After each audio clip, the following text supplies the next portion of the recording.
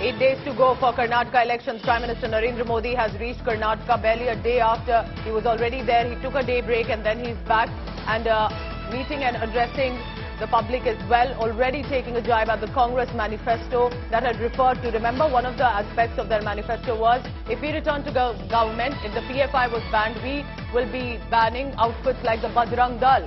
It appears that the Prime Minister has spoken on that as well, said first Lord Ram was also locked up by the Congress, is what is being said by the Prime Minister. Remember, 8 days. These are sharp, scathing comments, jibes at each other, and this after specifically personal comments that were thrown at Prime Minister Modi by the Congress party. So at the Congress manifesto that was released today by Mallikarjun Kharge, Prime Minister Modi has taken a jibe as well, saying that the Congress decided to lock up even Bajrang Bali. So let's listen in to what Prime Minister Modi has said in Karnataka, where he's addressing the public rally. मेरे लिए हनुमान जी की पवित्र भूमि को नमन करना ये बहुत बड़ा सौभाग्य है, लेकिन दुर्भाग्य देखिए, जब मैं आज हनुमान जी की पवित्र भूमि को प्रणाम करने के लिए आया हूं, उसी समय कांग्रेस पार्टी ने अपने मैनिफेस्टो में बजरंग बली को ताले में बंद करने का निर्णय किया है। पहले प्रभु श्री राम को ताले में बंद किया और अब जय बजरंग बली बोलने वालों को ताले में बंद करने का संकल्प लिया है। Mr. Modi is addressing in Vijayanagar is Rajiv Chandrasekhar, Rajya Sabha Member of Parliament, and also, of course, he's the Minister of State as well. Mr. Chandrasekhar, Pooja Shali here. At this point, when the Congress manifesto has been released, the focus is, very interestingly, that they want to ban the Bajrang Dal as well. And this is what the Prime Minister is speaking on. What do you think of the Congress manifesto that was released today by Mallikarjun Kharge? So there are two things that I want to say about the Congress manifesto. Point number one is, I think the Congress has used a charade of guarantees, essentially to cover up what is essentially the core in their manifesto, which is appeasement.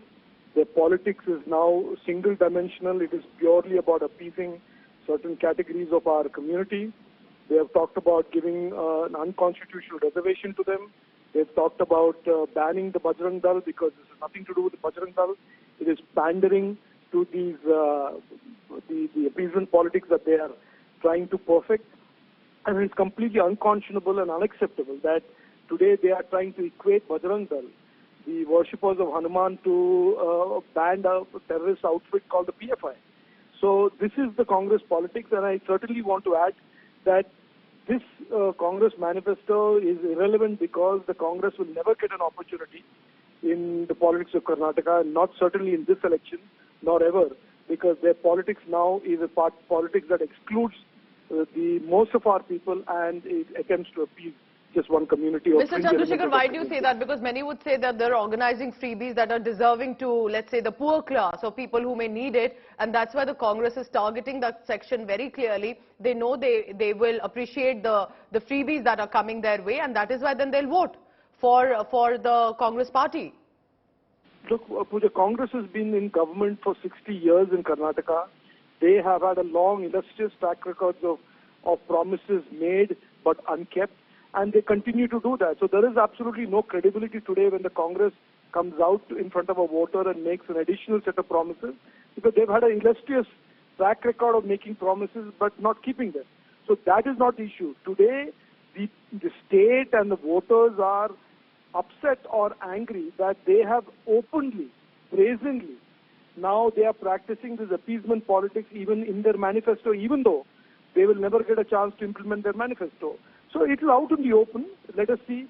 Our politics is about Sabka Saath, Sabka Vikas, and yes, their politics is certainly an appeasement politics that is out there for everybody to see and react to. Let's talk about this highlight that has clearly become now with Prime Minister's reaction also on the Bajrang Dal. And he said, I'm in the region which is known that of Bajrang Bali, of Lord Hanuman, and now that is how Congress party is talking about Bajrang Dal. How do you make of this statement? Do you think that this could be clearly a strategy of the Congress party, but is this going to be in many ways upset the audience? How do you see that really working out? No, look, I can tell you, even the most moderate and most reasonable people are totally livid and shocked at the brazenness with which the Congress is putting their appeasement politics out there. To try and equate Bajrang Dal with a known terrorist organization called the PFI. And by the way, this is the same Congress party that withdrew over 1,000 cases against PFI activists who are known to have inflicted violence, bombs, and created victims with their mayhem. To try and equate this for the sake of politics is divisive, it is totally wrong, and I think the people of Karnataka will give an emphatic answer to this type of politics on the 10th of May. I appreciate R. Chandrasekhar speaking to India today. He's a Minister of State, he's a Rajya Sabha Member of Parliament, an important voice also from the state.